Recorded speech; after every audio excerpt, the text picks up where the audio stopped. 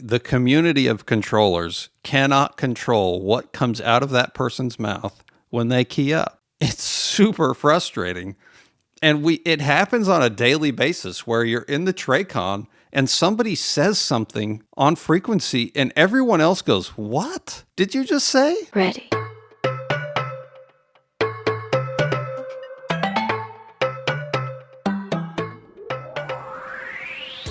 Welcome to Opposing Bases Air Traffic Talk, an aviation podcast by two air traffic controllers and rated pilots who love to talk about flying, controlling, and everything in between.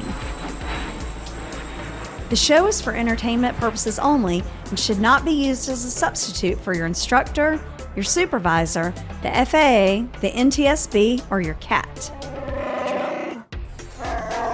The show will give you a better understanding of how things work in the National Airspace System and maybe even make you laugh along the way.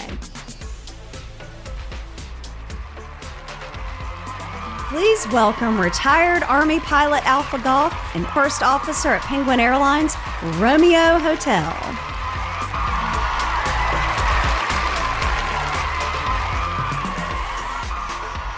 It's Wednesday, January 28th, 2026, episode 422. On today's show, we'll jump right into the Coffee Bravo, clear up check-in confusion, and answer more of your aviation questions. What's up, BG? Hello, everyone. Happy Wednesday. Yes. What's new in the neighborhood? We're still covered in ice in the neighborhood. Us too. I made the colossal mistake of, while the wintry mix that is gracing my driveway was capable of being shoveled, I did not. Me too. And it is now not capable of being shoveled. Nope.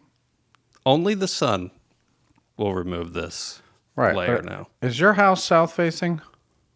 Is it blocked by the front of the house is sort of north. Right. The worst possible place for sun in the wintertime. Yeah, and then there's trees. Even though they're not full of leaves right now, they do shade it somewhat. Let's remind everybody what happened recently here. I'm sure there are other places in the country that are experiencing this. We were forecast, or they thought we could get a lot of snow. We did not get. We thought we were going to get a lot more ice coming out of the sky. That also did not happen, which is great. Not as much as they thought could happen. Right.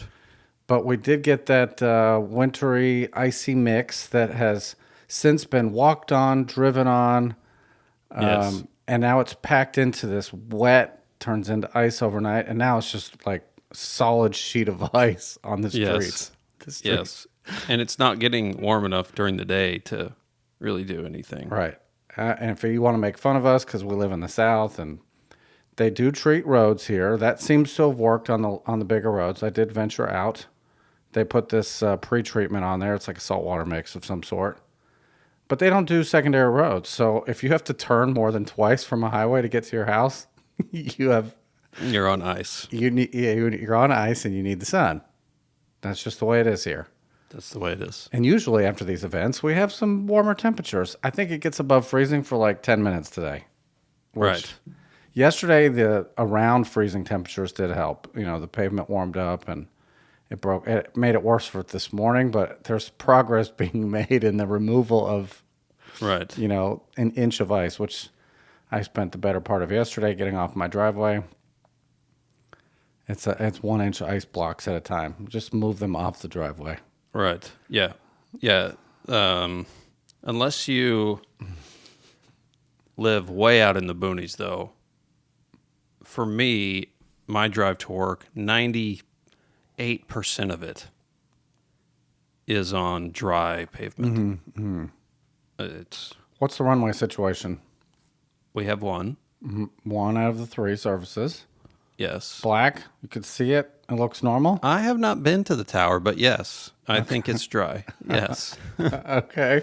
I have not viewed the runway. I'm guessing the other ones have ice and snow on them. Yeah, they're covered up. No way they're getting done. That's No. next spring's project. Cigarette is still closed. Really? Yes. Wait, wasn't that planned beforehand? Was that an organized repavement thing? No. Oh. because 422 is also closed. Oh. So they're just not doing work. Not doing it. Coat Factory is open. Okay. Sky Specimen wouldn't have it. They wouldn't have it, just not open. Yeah. Okay. What other satellites are closed? Let me think about the ones that are open. Davidson County is open. Twin Lakes is open. I think Siler City opened yesterday. For days, though, for a couple days, the only ones were Davidson and Coat Factory. Maybe Racetrack North is open. Okay. I can't remember the whole list. We have it in the Tracon readily available. Sure. But not a lot of flying happening then. It has been the slowest Tracon days I have seen in a long, long time. Very slow. Oh, that's good to get a little bit of a break. Yeah. I made it through 5 days of reserve without being called. That's the first time that's happened to me in a long time. Wow. I did not pick up a trip. I stuck around to make sure I was prepared to help the family get through a no power situation. And it turned out my services were not needed. We kept our power. Yes. Thankfully, yes, we did. And our water kept working, all the things. Right. Anyway, well, I'm glad we both survived this. Just in time for another storm this weekend. Yes. Allegedly more snow. Well, if it's snow, it's okay. We'll take it. Just no ice. Yeah, it's just snow on top of this layer of ice now. Just think about how easy that snow will be to get off of this layer of ice. It'll just slide right off. Shall we begin? Yes. All right.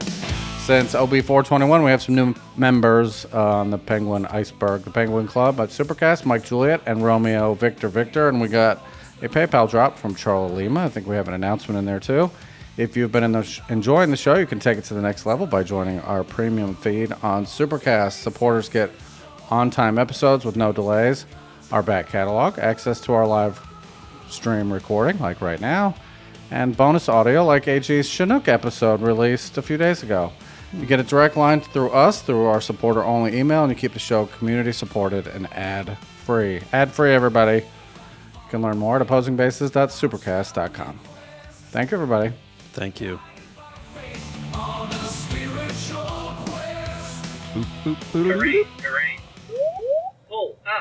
Review and announcements. Review and announcements. Dun, dun, dun, dun. Do you want the review? The review. 5 stars, naturally titled Self-Report. Submitting this 5-star review for immunity purposes. The show has caused repeated deviations from assigned household tasks, sending emails into the Bravo without prior clearance, and an unhealthy obsession with understanding center operations, despite being a GA pilot who will never see flight level 350. That's 35,000 feet for the uninitiated. My iceberg is dangerously overcrowded with penguins. Send help or more episodes. From Border Geek. I like it. Excellent. Thank 5 you. stars, quick to the point, some penguin references, and making fun of centers indirectly. Yep. Love it. You hit a lot there in a small little review. All right. Let's see. We got some announcements. You get number 3. I don't know where number 2 went in there. I'm sure it got moved to another show, probably the second half of this doubleheader. All right. Alpha Whiskey is a commercial pilot. Congrats. They sent a note with this. We're going to read it. You snuck some feedback in here. We've been allowing some of that recently. First and foremost, congratulations on 8 years of sacrifice and hard work from you both, and especially the support of your families.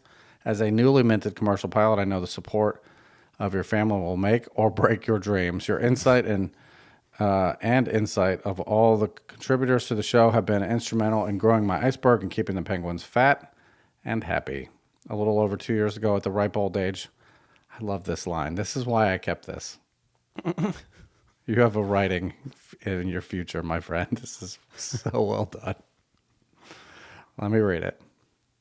A little over 2 years ago, at the ripe old age of Top Gun, Goonies, Back to the Future, manual transmissions, and watching a school teacher become a hero while ascending into space. I put my money where my mouth is and took my first flight lesson. Well, congrats on that. Very good. Well, what a ride. I was hooked. As an aviation nerd, I was somewhat familiar with planes and airport operations. I knew I needed more than just the regulations. I needed someone with experience that could interpret this new language, so I turned to a podcast and found one that had a sunset and 2 planes for their logo, and I figured, why not? Here I found 2 guys speaking this new language. I learned the meaning of IMC, VMC, light shows, and ever-critical flight following. As a recovering truck driver, many miles have been laid down listening to this show. It's been invaluable to be able to go back and listen to previous shows. For example, when I can't tell the difference in accept or exempt when getting my IFR clearance in my little bug smasher at Western Slope Delta. You guys keep me entertained and engaged when I can't get to the plane. Blue skies, Alpha Whiskey. Excellent. Cool. Very cool. You're never too young to take an aviation discovery flight. See, I said that. Don't roll your eyes at me. Okay, no, I just am trying to. I don't want to. Sorry. I'm not going to call myself old. Okay. I refuse. Okay, fine. So you could go out and do it. If you want to know what's the first thing you can do besides take a tour of your local air traffic facility, if you want to go fly, go to the airport, ask where the FBO is. That's the thing. And then the flight school inside of it and say, I want to do a discovery flight. And someone will help you. Yes. Discovery flight. Okay. You get number 3. Number 3. There was no number 2. Okay. Number 3, also known as the real number 2, Charlie Lima is a CFI. Congrats. Congratulations. Quite nice. Yay. Bottom line up front. How did you know this? How did I know that? Yes. I have 21 years in the military to thank. So I did not know that one. Mm. And I went to go look just now. The bluff. Mm-hmm. Yes. Just give me the one sentence of this whole entire interaction. Yep. Go for it. All right. CFI check ride passed. DPE availability is a problem. You guys rock. Excellent. That's it. That sums up this whole announcement. But I will continue on. Just passed my CFI check ride at the Fat Point Delta in the Sunshine State. After seeing the 7th month wait for a CFI check ride date anywhere near my home airport under the Hollywood Bravo, I decided just bite the bullet and go to find a DPE wherever possible. Wow. After a 9-hour check ride, I finally passed. What helped was seeing that the DPE, while definitely on the grumpier side, was an aviation lover and fierce advocate for quality instructors and good airmanship. Thank you both for being the voice in my head for the last 2.5 years on my journey to this point. I'm excited to continue learning and now finally be able to assign the show as homework to my students. Cool. Thank you.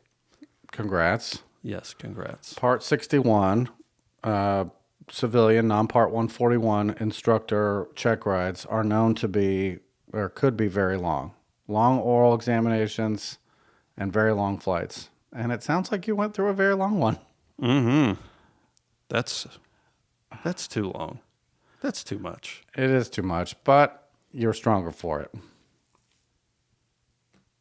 Right. You're going to be a great instructor. Congratulations, and keep us posted on your assigning of homework. If your students rebel, just get rid of them. Get new students. New students. You're done. I'm done with you. All right. Moving on. Oops. Wrong button. Yes, I hit the wrong button. Timely feedback. Timely feedback. All right, I'll get number 1. There's only one. There's only one. From It's just the Supercaster one. Papa Delta. After I turned 80 last year, my insurance company sent me a supplement that would be added to my renewal on January 2nd. It required me to have an experienced Mooney pilot with me. All right, let's pause and digest that. Insurance is dictating that for you to continue to fly the airplane you own and have been flying, You must have someone with you. Another pilot with Mooney experience. Since 90% of my 615 hours in the last 8 years have been solo, flying all over the country, I had to sell my airplane. The buyer is a 737 captain for a regional airline who was introduced to flying at 3 years old by his grandfather in this exact Mooney. What? He grew up, got his license, and has actually flown this airplane. So there's a picture of it. If you can put that up, get that on the screen for them to see. This Okay, I'll get it on the fancy screen. Mooney. And while you digest what you were just told, this person has flown this plane before. This is how old planes are. Right. Oh, here it comes. Hang on. There we go. There, excellent. Love the graphics.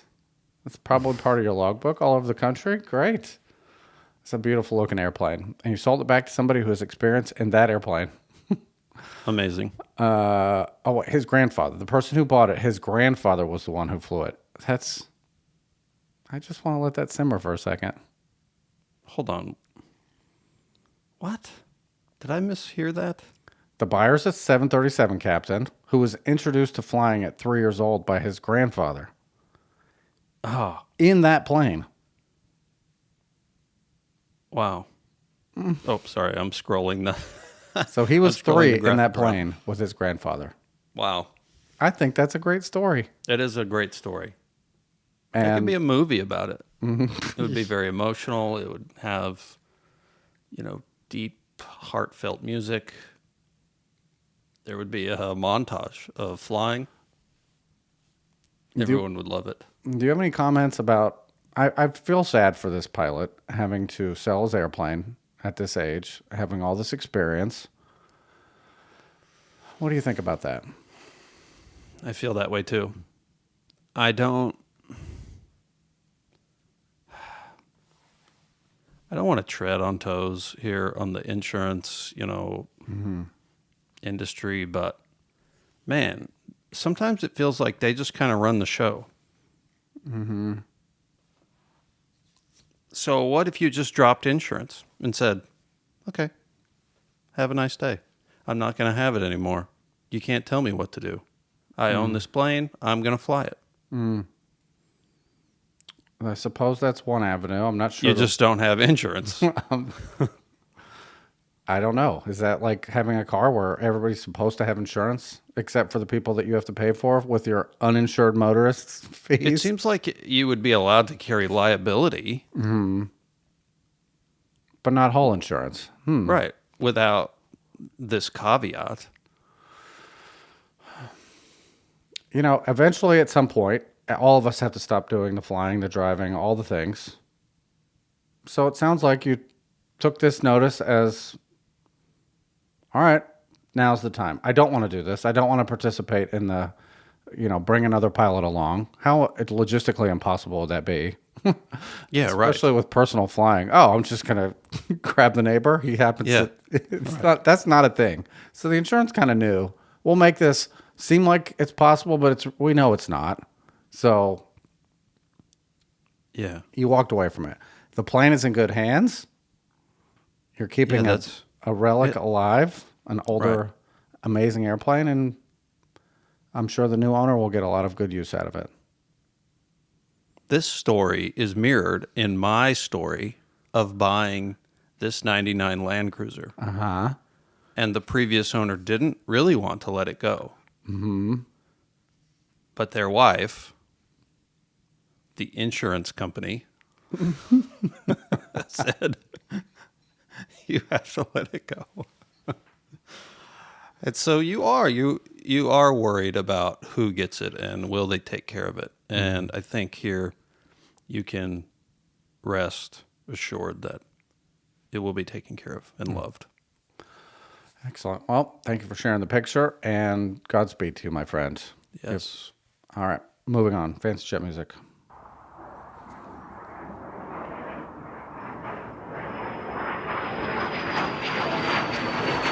All right, this week's show topic is going to be 2 parts. I don't think we've ever done this. Correct me if you think I'm wrong here. We're going to have this double header is going to be 2 parts of this feedback, one on this episode and one on the next one. So some of the things that you might be thinking we'll probably cover on the next one. You can sneak peek ahead if you want while I'm reading. And we're going to have to split this one up. Even this one part is pretty long. So, Okay. Here we go. Why didn't I put their initials on this? It's on the other one. Papa November. From Supercaster, Papa November. All right, here we go. Let me scroll back up. Greetings, RH&AG. Newly minted Emperor Captain here. Just upgraded from the Flightless Bird tier. Well, thank you, and thank you for supporting the show. Yes. Thank you for all you do for this community. After getting my private in 2012, I ended up taking a long break from flying. A bit more than a year ago, I decided to get back in the air. I completed a flight review with a large flight school operating out of the world's largest building, Delta, under the northern shelf of the Coffee Bravo, and then began working towards my instrument rating. That's a great way to get back into flying. Start a new rating. Yeah. A couple of months ago, I was introduced to your show by another pilot at my non-aviation related workplace. I started listening through your archive in reverse order, then went back a year and worked forward, and I just met in the middle at OB389. It's weird that that's the middle, but... Right. I was trying to work that out as well, but, however you got there. Your show has given me a much better understanding of what controllers are trying to accomplish and how controllers work with each other. My ability to anticipate what will likely happen next has gone way up, which makes it much easier to stay ahead of the plane and stay on top of the comms. Thank you. Now to the actual feedback. In OB389, there was a discussion of VFR practice approaches and some recent changes to how controllers were handling them. In a different episode, I recall a comment that not providing service for VFR practice approaches will likely cause more training flights to file actual IFR flight plans. I believe you agreed with that assertion. I think so, yes. Related to that, in yet another episode, there was a discussion regarding how to best file IFR flight plans for training flights that involve multiple approaches at multiple airports. I thought I would share my experiences with this particular flight school and operating under the Coffee Bravo. All right, newsflash, this is not slow airspace. This is busy, complex, busy airport, busier airports underneath these shelves. And these controllers have their fill of VFR and IFR GA traffic in addition to airline. They do it all here. Is that a fair Yes. assessment? All right. So far in my instrument trading, I have never requested a VFR practice approach. We always file IFR flight plans for our training flights. Get our clearance, that's CRAFT, our routing, our altitude, our frequency, and our transponder code clearance from clearance delivery, and fly real IFR. Sometimes we have to hold for a release at that runway, but I don't recall ever waiting more than a couple of minutes. Okay. Okay. The opposite of this would be going out on VFR practice flights and requesting a VFR practice approach on your way into a field and staying out of the IFR system per se until you want to do an approach. This is a clean IFR approach to all of this. Right. Okay, in terms of how we file IFR until recently, if we were staying in the Coffee Bravo's approach area, we would file a round-trip flight plan and list the airports where we intended to fly approaches as part of the route. This might look like departure from Airport A, destination, same airport, Airport A, and the filed route, Airport B and Airport C. I have a picture of that on the next screen if you want to get that going. You can see those airports. Okay.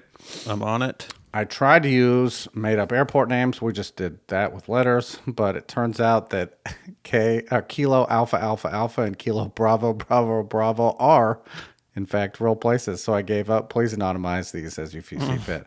All right. The only people that can see these names are the ones in the chat. The Airport A is in the upper right-hand corner, north of the busy Bravo Airport. And the intermediate airports that you want to go do approaches at are southwest. In the middle of basically halfway to Airport B is Airport C on the way back. Easy enough. Yep. Okay. All right.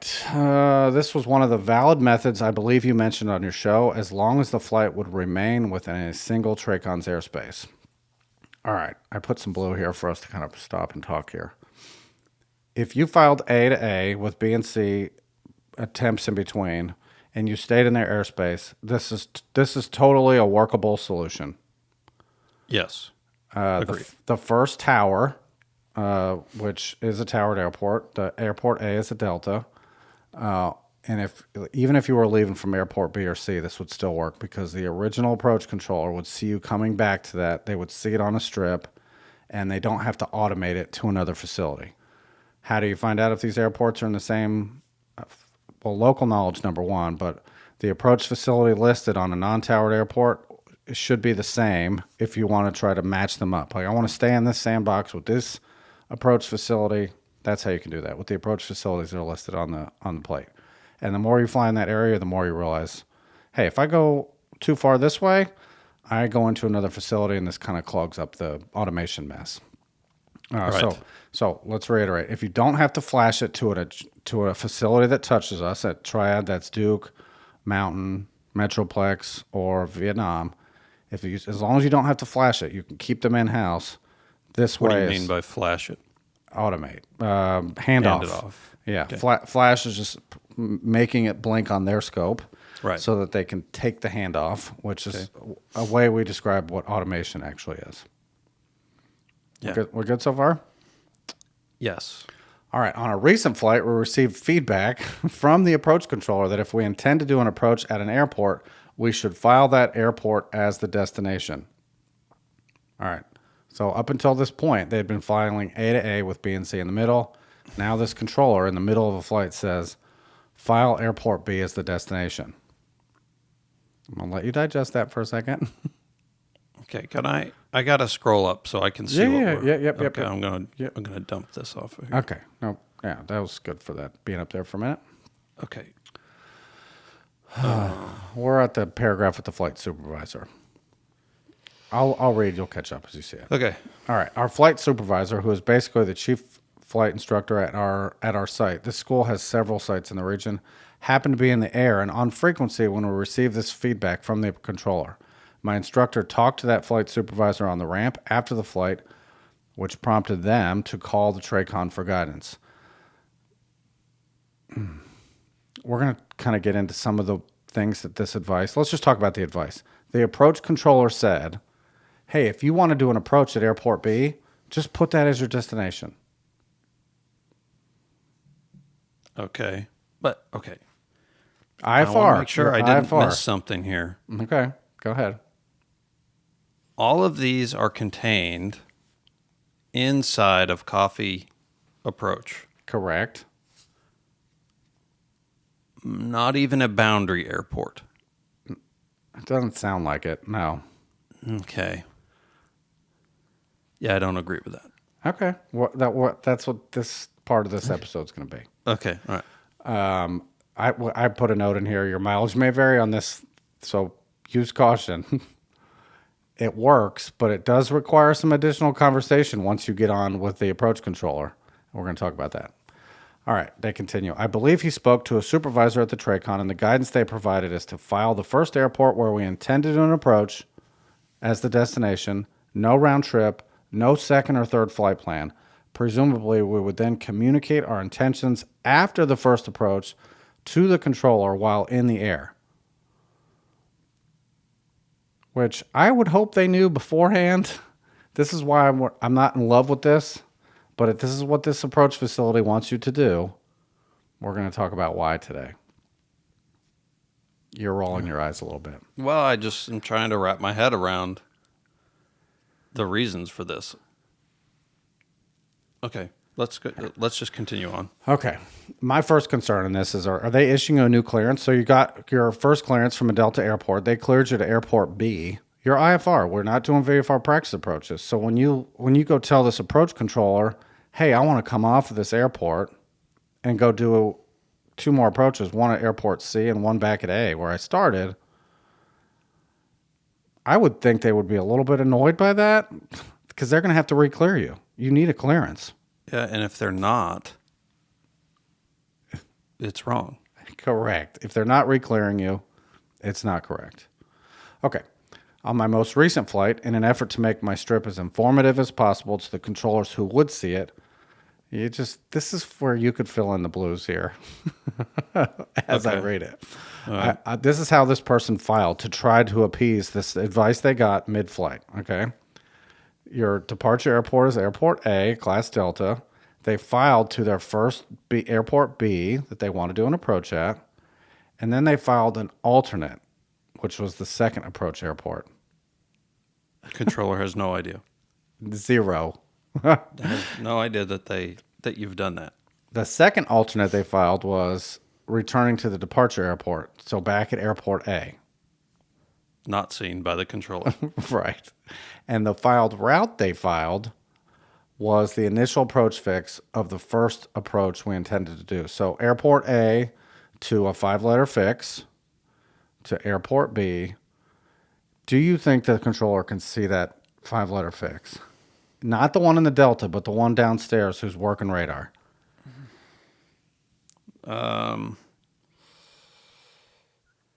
Yes.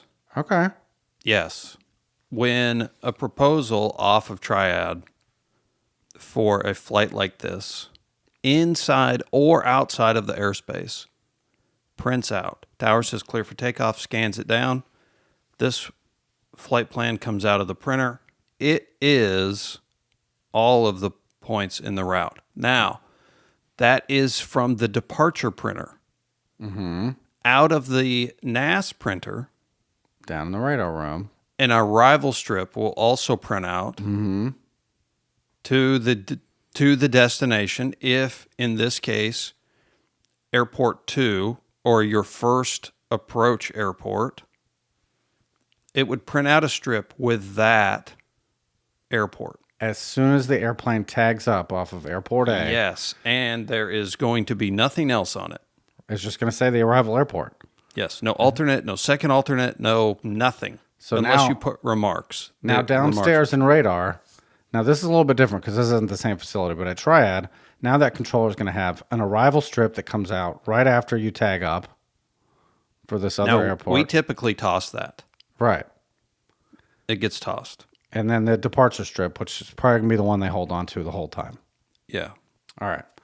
I'm assuming they have some either, stripless electronic way of doing that. Yes. It's probably like a rolling call, like we have with cigarette. Somebody calls this airport. Yeah, there's a row of strips sitting there for Yeah. proposals off of that airport. They reach over, grab it. It's going to have the filed. Okay. So request release, November 123. He's filed to WUMOX is the fix they listed on here. All right. It would be on there. Yeah. Okay. All right. I Yes. wasn't sure of that. All right. In the remarks, they write IFR training and then the 3 airports in 3-letter identifiers with 1 space between. Do you like this? Yes. Okay. Will that all fit? Do we have a characterization count here? Do we know what will fit in remarks that don't cut off? Man, it's weird because on some strips, it's depending on what this strip is for. Like, what is the purpose of this strip? Is it an arrival strip? Is it a departure strip? And some have more room than others because that arrival strip, the characters, some are taken up by the arrival airport. They're down there on that same line. Okay.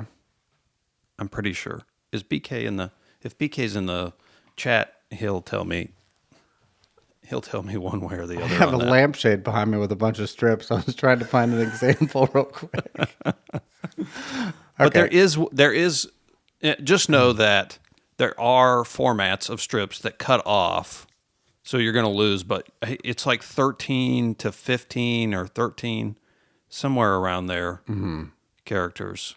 And they don't let you use commas. It's just spaces or is a period. It's just words. You can't put punctuation.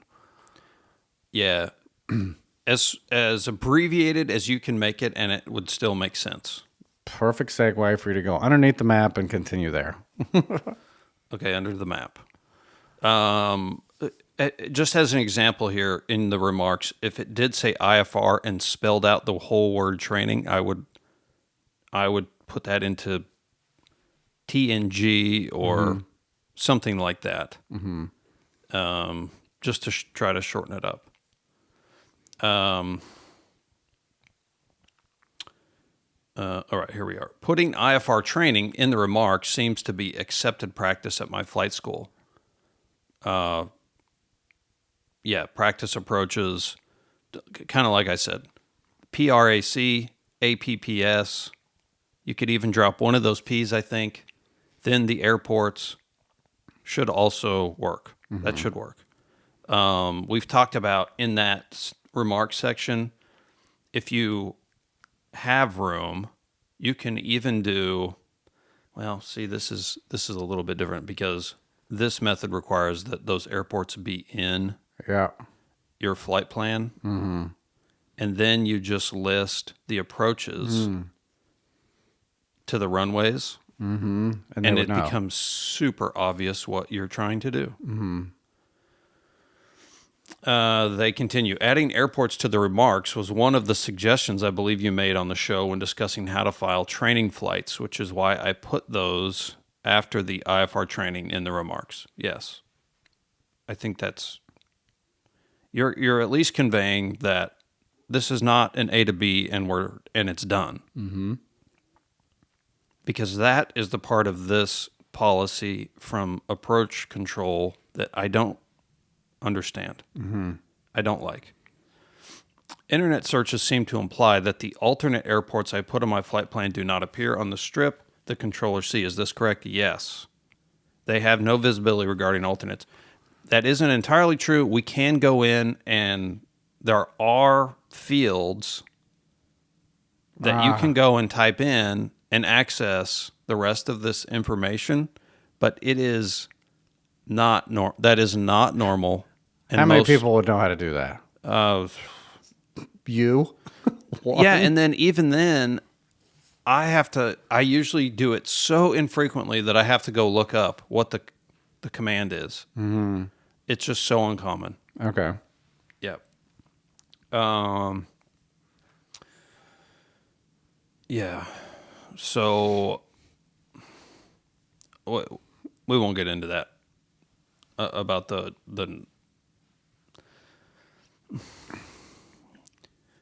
here's what comes up with pilots when we say, yeah, we don't see the alternate and we don't see all of that.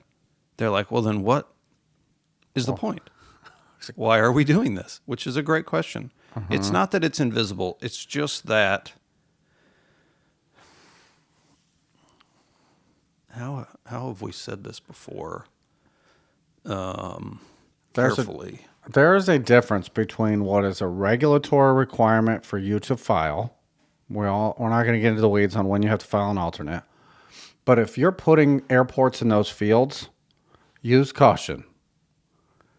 Because if it came down to it where you were Nordo in IMC and we're wondering what your plan is, and we did have access to this information, we're relying on that to formulate a plan, even though it's loose and we're going to clear the airspace the best we can, we still have, if we did have the ability to get to that alternate airport on paper and see like, okay, here's their plan. We're covered up here. There's snow. The weather went crap like instantly. I think they're going to go there. I would think that you would want something there that was actually a real plan. So I would just caution the user here. If you're using alternate fields that are legal requirements for certain flights, I would be very careful about just throwing them out there as random, like this is where I want to go. If your intent is you think the controller can see it and they'll just know, oh, that means they want to go do an approach there. No, that is false. Even at this airport, I don't think they're looking this up. And you're going to have a conversation when you take off. Hey, our plan is to go to Airport B. We want to come back here. We want to shoot a couple low approaches here and here.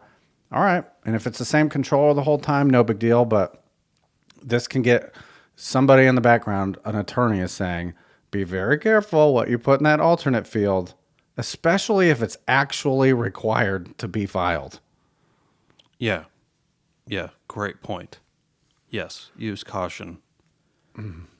I think I think I could just pretty comfortably say a blanket statement of don't put intended intended practice approach airports in those fields.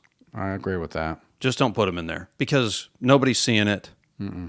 It's not accomplishing what you hope it would accomplish. And it could be super confusing if something did happen. Yes. So let's clarify. We're in the context of what we're talking about. You're going on an IFR flight to do practice approaches. Those fields are being misused. I think that's a great point. Don't do that. Yeah.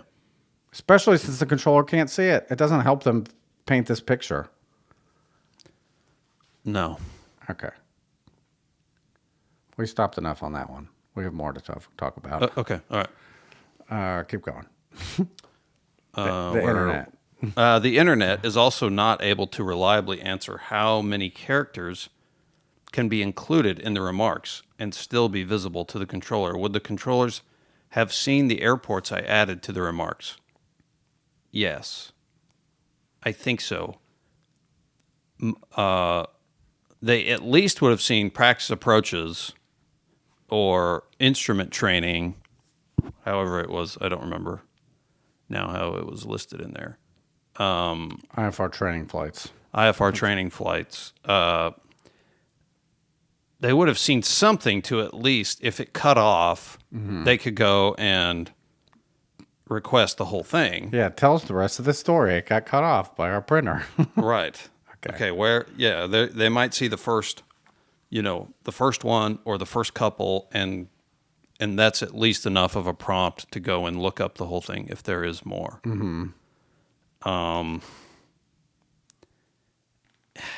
It is such a disconnect in, like, I want to convey this important information, which is why, and I don't know if all of it is getting conveyed through this remark.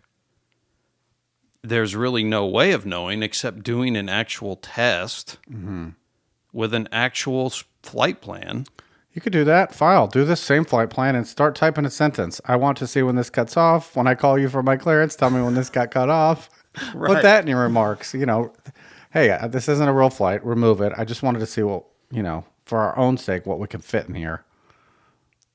Yeah. Put in the remarks. Yeah, exactly. Something like that. Test 1, 2, 3, 4, 5, 6, 7, 8, 9, 10. And just tell me where it cut off. Yeah. Be prepared. Now, file something within 30, 45 minutes and then call them right away so this doesn't get lost in the shuffle of... You could call the tower. The number's available. Right. Or call them for the clearance and say, what does it say? Right. All right. There's a few more on this. On this flight, we received no feedback from the controllers about how we filed, so presumably they were okay with it, regardless of what they were able to see on the strip. That's a giant assumption. Here's the big picture from this. If you had one controller who made advice, it's possible that controller's advice was contrary to what every other controller in the building expects. It's just what they want. Exactly. That happens at Triad. Exactly. The community of controllers cannot control what comes out of that person's mouth when they key up. It's super frustrating. And it happens on a daily basis where you're in the Tracon and somebody says something on frequency and everyone else goes, "What? Did you just say? What are you talking about?" Come on. So that could very well have been this situation. Because for me, I don't understand what harm is it. Just please, someone explain from the Coffee Bravo approach or any other approach control wherein these airports are contained within your airspace that you don't want them in the route of flight block. What is the reason you would not want that? I just don't understand what it could possibly be. We're going to catch a few of these points at the end here, and this conversation continues. All right. So I haven't. Look at that blue list down there and see if there's anything that jumps out that we didn't get it. So thanks again for all you're doing for the aviation community. Apologies if this feedback is longer than it should be. Please feel free to extract whatever bits, if any, you think would be of interest to your listeners, Papa November. P.S. I just ordered some DP armor, i.e. an OB quarter zip, in preparation for a future instrument check ride in the event that I acquire enough skill to take one. All right. I think we touched on a lot of these. There might be a couple that jump out at you. Let's kind of zoom out in the context of what was said in this. This does go a little bit against what we suggested. We do like A to A airport with B, C, and D in the route of flight. That is helpful for us at Triad. It sounds like this controller, and maybe there are a few, including a supervisor who said, hey, file A to B, and then just tell us what you want to do. They have created a little bit of work for themselves. From a legal perspective, you still need a clearance to B and C and back to A.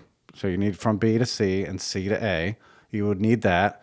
You would still have to rely on this information getting passed to the next controller, which, that's not a short flight, and they take a minute to do these approaches. The likelihood of you keeping the same controller the whole time is pretty low. So unless you're low and it's like a satellite sector that covers all of this. But even then, I could see it being divided into a north-south and east-west, some sort of. And by time, too. They get up, new controller comes over. Yeah. Oh, yeah, exactly. Hey, right. Who's this? Hey, airport, 12 o'clock, 10 miles, reported inside. Inside, all right, you guys going to cancel? Wait, what? Why are we canceling? We want to go back. And then you got to retell the story. So, being careful how I say this.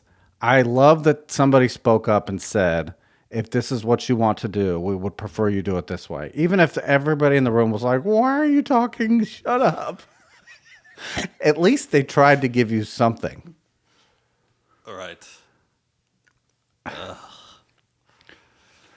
All right. My closing note. And is there anything in that list that we didn't cover? Why he never requests VFR practice approaches.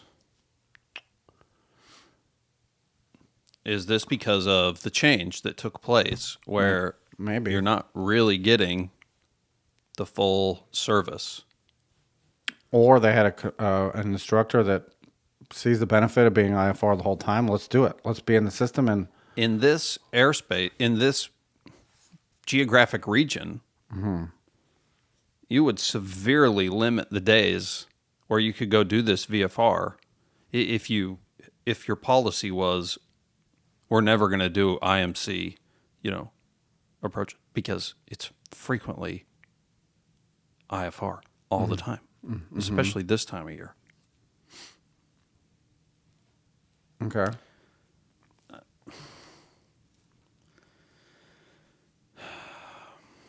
Here, I'll ask you. You're the controller in this situation. You're one of the other camps in this facility. You heard this announcement made, and you're like, "This is terrible."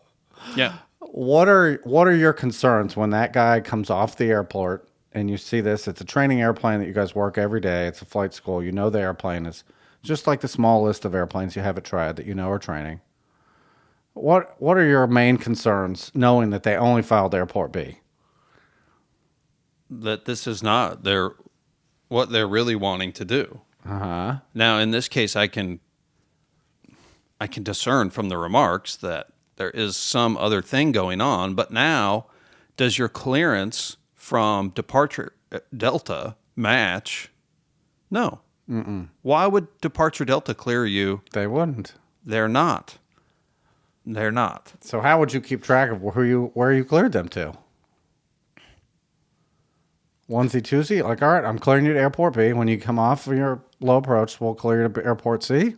Or would you clear them all the way and just get it all done? See, then that's super weird because now you've departed. You're past your fix. You're past your clearance limit. Right. And I'm in this weird, flying without a clearance phase of flight. So then you're sort of forced to do it before you drop off to that first airport. Before I let you go to CTAF, I have to clear you to this second airport. It just is weird. Why, when it could, from the very beginning, solve all the problems, by having all of these airports in the route of flight saying cleared back to your departure airport as filed makes it super streamlined. Then everybody knows what you're doing. Mm-hmm. No automation is required. That's a key here. That is a key. Do not miss this. These airports need to be contained inside of this approach control, because then automation doesn't matter. I can type any tag. Mm-hmm. I can put stupid tag and put it on the scope and hand it off to any sector inside the building. Mm-hmm. No, nothing. No flight plan, nothing. That does not exist outside of the building. So if you're going from A to B and B is outside approach controls airspace, yes, file one destination. That is when we advocate for filing multiple flight plans. Yes. You're stretching your legs out farther to get to that first place, and you know a different facility is going to work that approach. Then file one and don't file back to the other, because it becomes a huge pain. But inside of a facility, I do not understand the resistance to this. There's good news, though. That's my little wrap up of this. There's good news. Oh, yay. By what you've said and the advice given over frequency and the fact that someone was able to get a person on the phone to talk about it, it seems like they're training friendly. Oh, yeah, it does. It totally sounds that way, yes. So this is what I'm tasking you with. Set up a school tour with that supervisor, the one that told you this, as soon as possible. Call them. Get them on the phone. Hey, how many people can we bring from our flight school? Oftentimes the weather's crap here. We want to come sit and watch and ask all of our questions and see how your airspace is divided. What happens to a data tag, an actual bleep on the screen when they do practice approaches.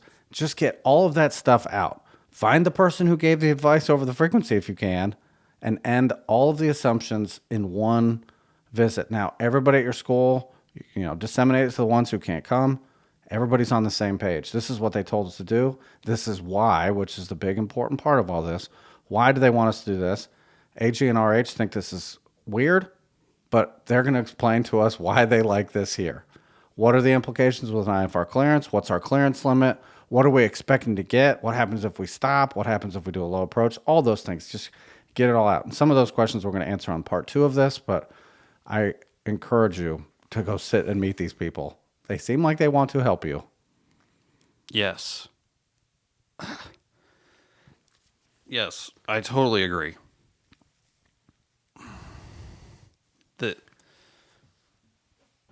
I totally agree.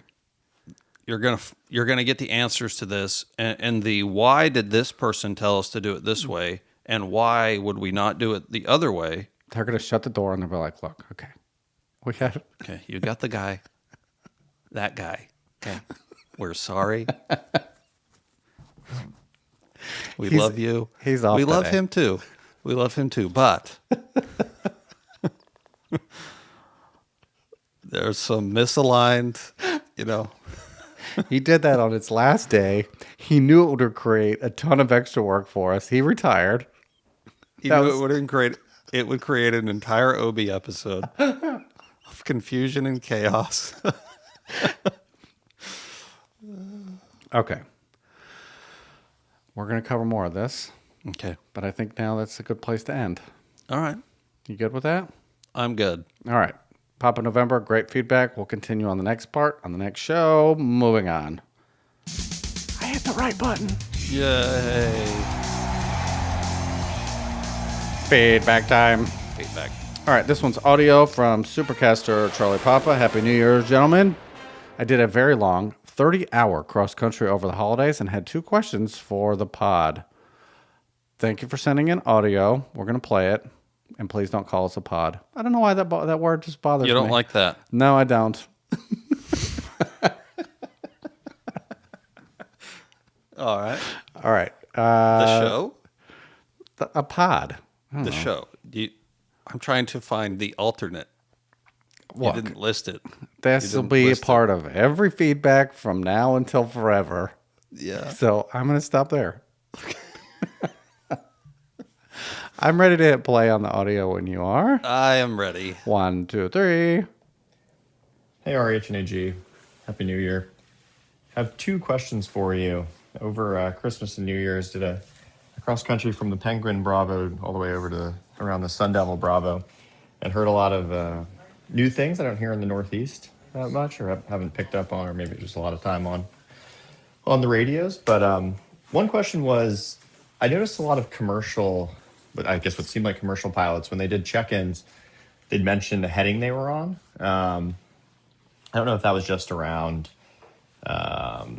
instrument departures or is SOP for airlines. We're just curious if that's something as GA pilots should be doing too, and we're passed over if we're on a heading instead of direct to a fix.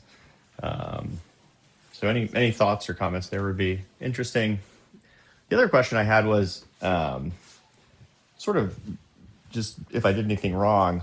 I was with Sun Devil approach into the Bravo, and one approach controller handed me off to another, and I was also listening to guard, and so I flipped over from approach 1 to approach 2, and was about trying to get a word in.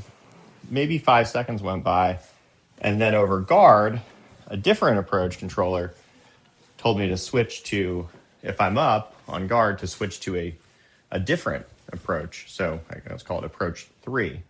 I was wondering, is that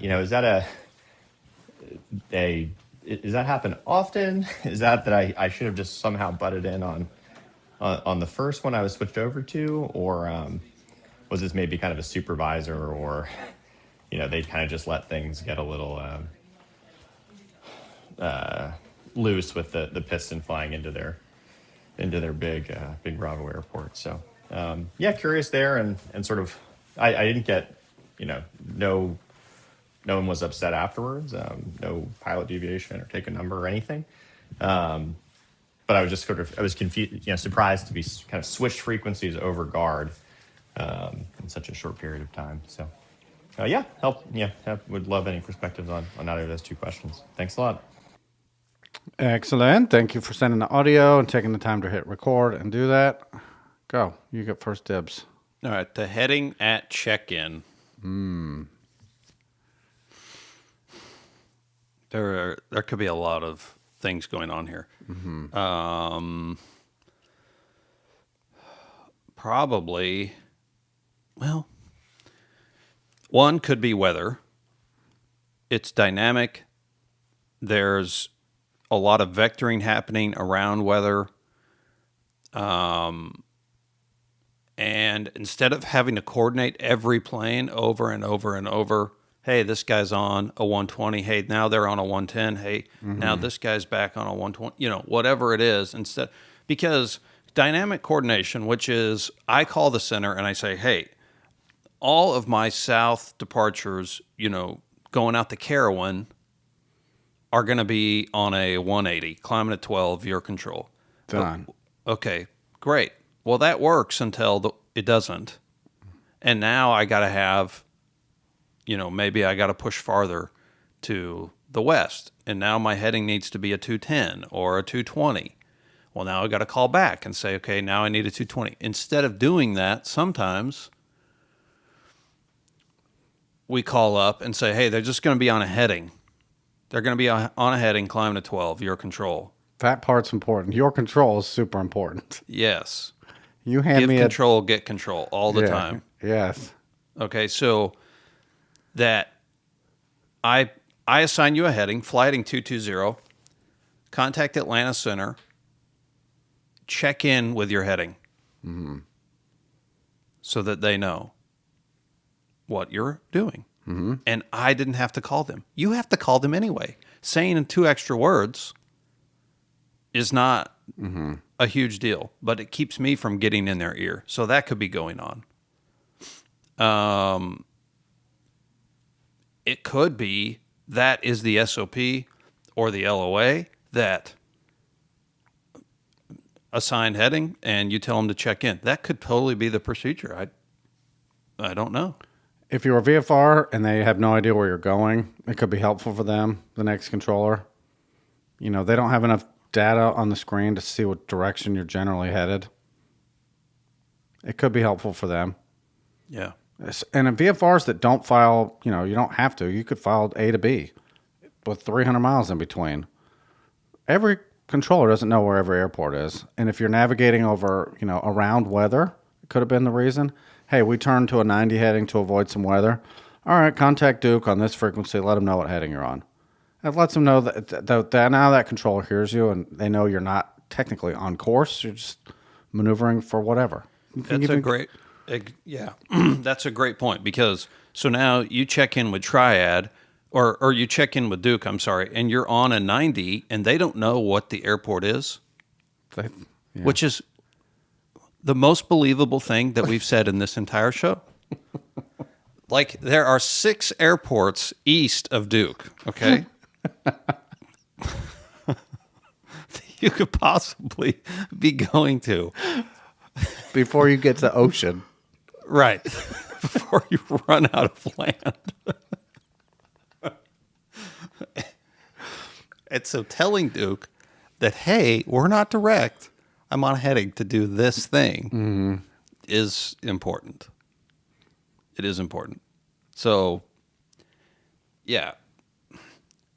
But for airlines or whoever else this is to constantly check in with their heading is probably not super normal, but it... I could give a little bit of European story on that. Oh, for crying out loud. All right. I think their LOAs between countries allow them to ship on a heading. And they'll say, check in on your heading. Okay. Okay. Now, they may not have the ability to push the landline button and get in someone's speaker. I'm not sure how they're set up. Right. So instead of me actually dialing a phone number and waiting for someone to pick up, which it may be that way, I'm telling you, you could help me a lot here. When you check in, because you're not direct to a fix on the flight plan, I don't want to coordinate or can't coordinate or whatever, check in on your heading. That happens. That's similar to the IFR thing that we talked about at the beginning of that. But all right, second question. Getting told to change frequencies on guard. I could wrap this up real quickly, probably. And you stop me if you think it's too simplified. Somebody could have given you the wrong frequency, and the controller doesn't have the ability to go dial that frequency and go get you, per se. Oh, no, right. I sent them over to, 122.6. They can't dial that in. There's no mechanism to do that except for guard. And we've said it 1,000 times on this show. For GA pilots, if you've never been taught this, I understand. Outside of getting weather or listening to the CTAF for an airport you're on your way to, you can have guard up on your second comm in listen-only mode. And it can be the day that, it could be the day you get somebody reaches out and tries to talk to you on it. Because that is the only method the controller has if they sent you into La La Land. Huh. Now, it turns out you were on a frequency that you could hear other people. So no one ever lost you or put you somewhere where they couldn't find you. But it sounds like somebody was trying to get you. Why'd you say that? Go get him. On what? Exactly. They're already gone. I just think it's amazing that you were on guard. Yeah, good for you. Crowd noise. Yeah. That's excellent. For the GA world, that almost never happens. Almost never. It is very rare. So well done. Mm-hmm. I agree with RH. A trainee or someone put you on the wrong frequency. And before the trainer could make it stop, they said, what? Huh? What frequency did you just say? You said where? It sounds like you went to the, nobody was upset because nobody knew anything bad happened. You were there. You never lost touch with anybody. If you're a pilot and you go check in on a new frequency and no one's there because the trainee gave you the wrong one, it's a frequency that's 400 miles away that nobody could hear you on. All right. Go back to the one you were on relatively quickly so they can still hear you. Hey, I think I got the wrong frequency. Where This should is I a be? very important point that I don't know that we've ever touched on. Okay. Keeping that previous frequency somewhere on a piece of paper, on in the secondary. Or on the flip side of whatever standby is now, depending on how your comms Yeah, that's what I work. meant. Yeah, on the standby. Mm-hmm. Keep it there until you have established that you are in the right place. Don't go changing that. Yeah, like, hey, I know this airspace. They're gonna hand me off to this place next. I'm gonna dial Right. that in. Man, I'm so ahead of it. And then you realize you're alone. Yeah, and pretty soon you're just flying around in frequency land. And if that goes on long enough, This would be a great amusement park. if that situation goes on long enough, now going back to the standby isn't even going to help. You're too far away. Now you're really lost in frequency You land. better have guard. Yep. And now you're calling random facility B. Hey, we're out here Yeah. by ourselves. I have been that person. You're where? At 4,000? Oh no. All right. Very good. Thank you for sending the audio and supporting the show. Yes. Number 2. Do you get this one or me? Uh, I think you should go. fine. From Supercaster. Alpha Sierra. Hey, fellas. Alpha Sierra here from the busy 100-year Delta nestled beneath the Lucifer Bravo with some feedback regarding the permeation of opposing bases gear out in the aviation world. At my flight school, I try to be around at the start of all our students' check rides to introduce myself and say hello to the DPEs. Excellent. I love that. Recently, we sent an applicant to a DPE who we had not used before, and on check ride day, I happened to be wearing my OB hat. When I walked into the room to introduce myself, the DPE was wearing the same hat. Your student is 100% passing. Okay. One, the same hat. There aren't but 10 of each hat. Correct. So the odds of this are just unbelievable. It's unbelievable. After we exchanged a quick head nod of mutual respect at the acknowledgement of our hats and a handshake, he said that I was the first chief he's seen wearing OB gear and hoped to see more. He said he regularly promotes your show to applicants and flight instructors, especially instrument applicants and CFIIs. The applicant passed his commercial check rate. Of course he did. Congrats. Of course he did. Can't do chandelles or lazy eights. Doesn't matter. Where was I? I recently applied for the designation of Master CFI by the National Association of Flight Instructors and put Opposing Bases Episode 384 contributor on my list of accomplishments on my resume and can report that I am officially an NAFI Master CFI. This is 3 announcements in one. Congrats. Amazing. Amazing.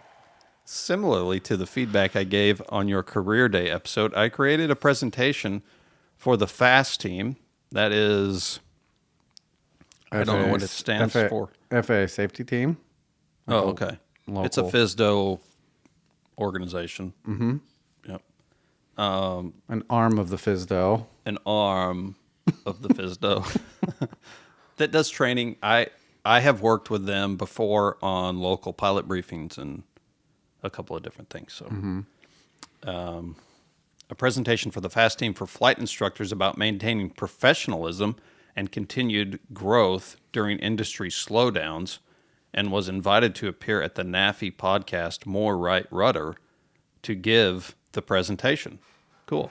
During the pre-show briefing, the host and I had a great chat about OB, as she was a listener as well. Seeing a theme here? At some point, I think OB will become a prerequisite for check rides, awards, and flying jobs. All right. Yeah. They say aviation is a small community and connections make a difference. I think that your show is an example of a community that is growing and making a meaningful, measurable difference in the aviation community. Keep it up, Alpha Sierra. Cool. That's great to hear. Mm-hmm. I mean, I guess really that's why we started doing this. Mm-hmm. So. And keep doing it. Hopefully we're giving back to the aviation community. There was a line in here I wanted to spend a couple seconds talking about the industry, and they put it in quotes, the slowdowns and professionalism and continued growth.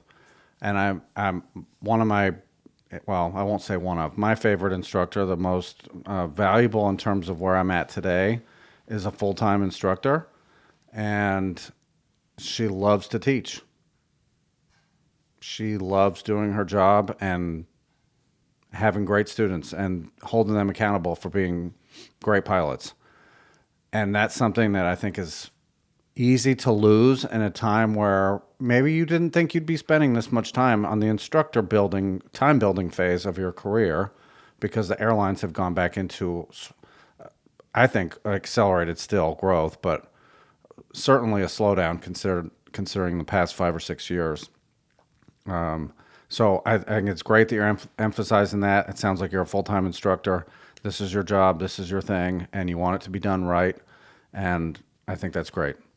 Don't lose sight of, yes, you're building your time, but you're also building pilots. AG said that much better than I can say it a few episodes ago. Your job isn't just to build time in your logbook. It's you're creating the next generation of pilots, and doing that job with a smile on your face and trying to get better every time. Just meeting a DPE, that seems like something that would be obvious, and maybe it was 20 years ago. That's not the case now. That's not happening. But It shows that you care, you're invested, and you want your students to carry this attitude and responsibility forward. So good for you. Yes, yes. Well done. All right, anything to add? All right, we do our best to respond to supporter feedback and let you know when you'll be on an upcoming show. Closing out, episode 422 of Opposing Bases Air Traffic Talk. Romeo Hotel. And Alpha Golf. Goodbye, everyone. Drop. Opposing Bases is a listener-supported, ad-free weekly podcast. The views expressed on the show do not reflect the opinions or official positions of the FAA or Penguin Airlines. Episodes are for entertainment purposes only and are not intended to replace flight instruction. To get on-time access, bonus content, and full archive access, join the crew at opposingbases.supercast.com.